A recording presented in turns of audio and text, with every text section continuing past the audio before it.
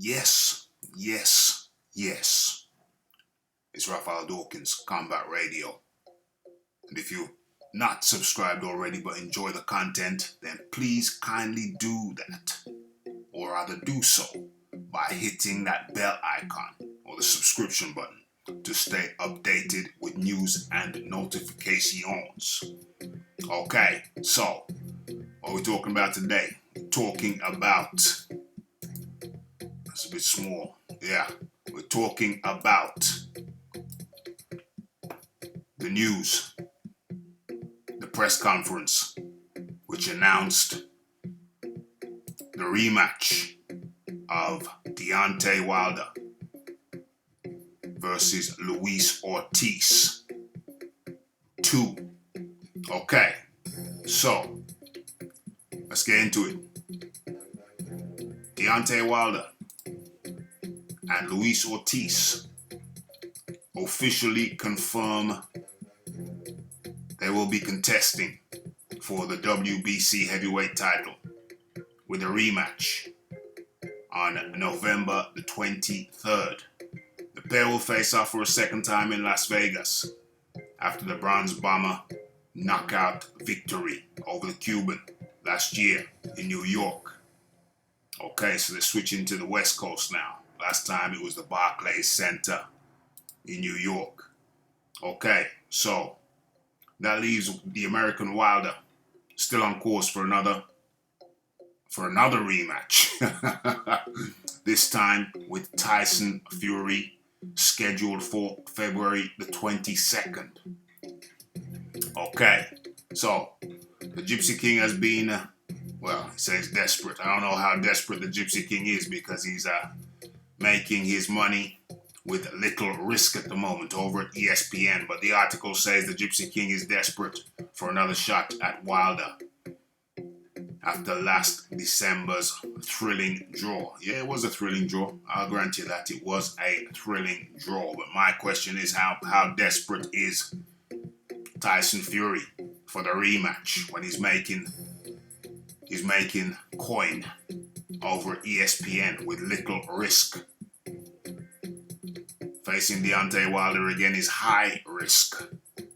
Very high risk. This time, how's it going to play out this time? Okay, anyway, I'll sum that up. I'll give you my opinion at the end of this piece. Anyway, the article goes on to say, but the title holder revealed in August he intended to battle Ortiz again first. Yeah, well, he actually revealed that in June. He revealed that in June. And even before that, he revealed that. But actually in June, he alleged that contracts and papers have been signed. It's been signed. It's official. I'll be facing, I want to clear up any doubt about the surrounding the Luis Ortiz fight. There was some controversy there, and I want to clear that up, said Deontay Wilder. That was not a recording, by the way. Okay, so what else does this article want to say? Oh, it goes on to say the American giant warned Fury to brace himself for impact. brace yourself. Brace yourself for impact. Wilder told BBC Sport, Ortiz is definitely happening. I'm looking forward to fighting him. After I knock him out, I will go to Fury, knock him out, and then we'll go for unification. Okay. The words of the Bronze Bomber, Deontay Wilder. What else does he say? Wilder's fought just once since the Fury clash, KOing Dominic Breazeale in May. He's held the WBC heavyweight title since 2015. That's what the article says. What do I say? I say he's held the WBC belt hostage. He's held that hostage since 2015. That's what it should say, in my humble opinion. The article goes on to say, and should he win his rematch with Fury in 2020, Wilder could decide Wilder could decide to face the winner of Andy Ruiz Jr. versus Anthony Joshua in an attempt to unify the division by adding the IBF, WBO, WBA titles. What does he say? That's comedy. Wilder could decide. Yeah, he could decide to buy in, I suppose. He could decide to opt in. He hasn't opted in yet, you know. I think he could decide that if Ruiz wins. He could decide that if Ruiz wins, but it seems to me he don't want nothing with Anthony Joshua. He don't want nothing with Anthony Joshua for whatever reason. This is a man, Deontay Wilder is a man who was on 1 and 2 million per fight before Anthony Joshua came along and started making him big offers. That in turn rose his asking price. You know, you could say it rose his market value. If you've got a house which you thought was worth, what, 50,000, and someone comes along and offers you 100,000 for it and you decline it, is your house now worth 100,000? Well, in a sense, it kind of is, because somebody offered you 100,000 for it, even though it's only valued at 50,000. So it's a similar situation with Deontay Wilder. His worth was valued at like 1 and 2 mil. He gets an offer 5 times that, 6 times, 7 times that, 12 mil, then 15 mil. And then the latest offer, the last offer he received was for 40 mil. So does your house price, is its worth valued by how much someone is prepared to pay? Even though it's like in a rundown part of town. Even though you don't have no parking, you don't have a garage, you just got one parking space out front. You don't have no front lawn, just a little back lawn. Don't even have a shed for your tools. But yet someone offers you 100,000 for it when you thought it was worth 50,000, or better still, 200,000 for it, 250,000 for it, when you thought it was only 50,000. The market value, I guess, is dictated by how much.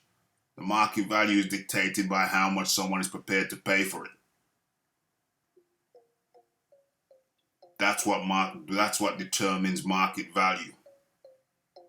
So, the same way that market value can go up because someone is prepared to pay a high price for your services or something that you have, is the same way that market value can go down. So if the zone who have declared that they're going to stop overpaying, if the zone come back and say, hey, your market, this is how much we value you, and they mark him down from 40 mil to, let's say, 20 mil. If they come back and say we're going to match what you can get for Fury, which is going to be, what, in the 10 mil region, maybe 15 mil max.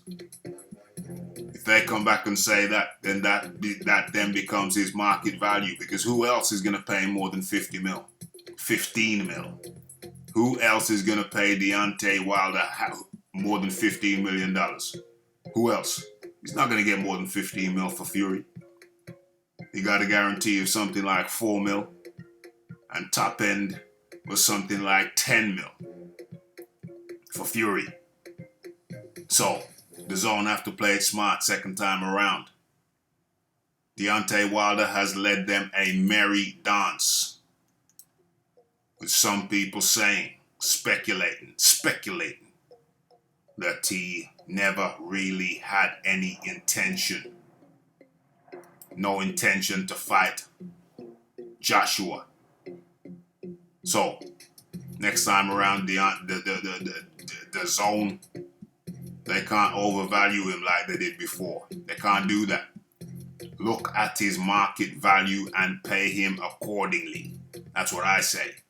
Stop kowtowing to him. Stop the kowtowing. Don't do it.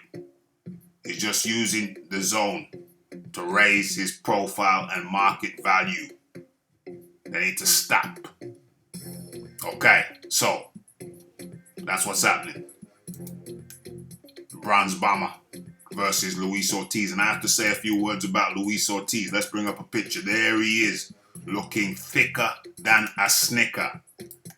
This is the man who allegedly is always in the gym. He goes from the gym, he leaves home, goes to the gym, then leaves the gym to go to school to pick his kids up. Really?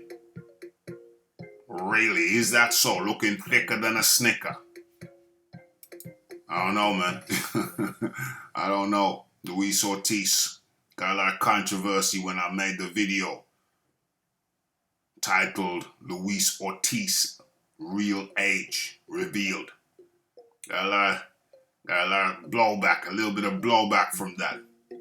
But in recent times, you got the likes of Andre Ward saying Luis Ortiz has been 40 for 10 years. Just checked that video, got a notification from that video from a guy with a Spanish name saying he knows Luis Ortiz from Cuba. And Luis Ortiz is 49. Is that proof? No, it's not proof, but it's interesting. This man is clearly in his 40s, not the 39, in my opinion, not the 39 that he suggests. Nobody believes that. Nobody believes. Name me one person who believes that Luis Ortiz is in his 30s. No way, no how. Man's allegedly training, but looks thicker than a snicker. You know what I'm saying? I mean, I wish the guy well, but this ain't healthy. You got a 49-year-old, 50-year-old man going in there with a man at the peak of his powers, Deontay Wilder. It just ain't healthy. Fortunately, Luis Ortiz does have some skills. So hopefully that gets him through without getting too badly hurt. But I don't see this fight going more than 5 rounds. I don't see the bell ringing for the 6th round this time around. Luis Ortiz, in my opinion, was probably somewhere in the region of 47 the last time around. One of the best old fighters ever in the history of the game, potentially. And now, it's 2 years later, could be 49. It could really be 49 for real, for real. I hope he doesn't get too badly hurt. But this fight doesn't make the 6th round, in my opinion. Doesn't make the 6th round. Okay. Deontay Wilder, always ready for a cherry pick, much like Fury these days. Always happy for another cherry pick. His record is abysmal. Championship record is utterly garbaggio. Okay, those are my words. It's Raphael Dawkins. It's the Combat Radio. It's the like. It's the subscribe. It's the comment. It's the shares. And it is that hitting that bell icon to stay updated with news and notifications. And for sure, go ahead and follow me on Twitter for daily updates, daily news. And when YouTube fails, Twitter delivers with the notifications. It's Raphael Dawkins, Combat Radio. Leave your comment and I'm out.